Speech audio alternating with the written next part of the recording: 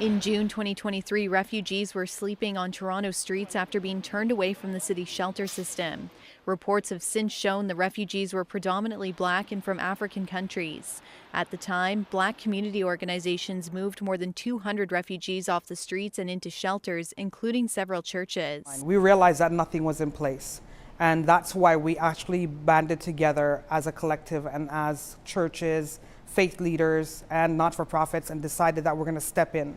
A new report by United Way and the Center for Community-Based Research highlights the systemic racism and failures within the system. Through interviews with individuals with first-hand experience and service providers, the report highlights that asylum seekers face widespread housing discrimination and that many are denied jobs simply because of foreign credential bias and racism. For the African asylum seekers, the racism came as an extra layer of challenge. So this form of discrimination is deeply embedded in everyday life and institutions, and it undermines the entire settlement process.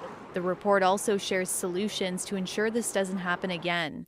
The 29 recommendations were organized into 3 categories: programs and services, investments, and policy. And so we felt it was really important to center those people, those voices, those lived experiences, but also to understand how better in the future to provide concrete support so that we don't have to reach crisis. You know, many of the organizations that stepped up were informal, smaller, Black-led and serving. And so they told us clearly that, you know, Black organizations were underfunded.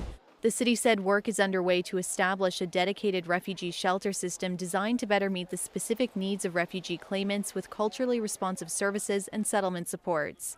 This includes the city's first Black-led and Black-mandated shelter. It's also pushing for more long-term funding from the province and federal government to address the issue. Miller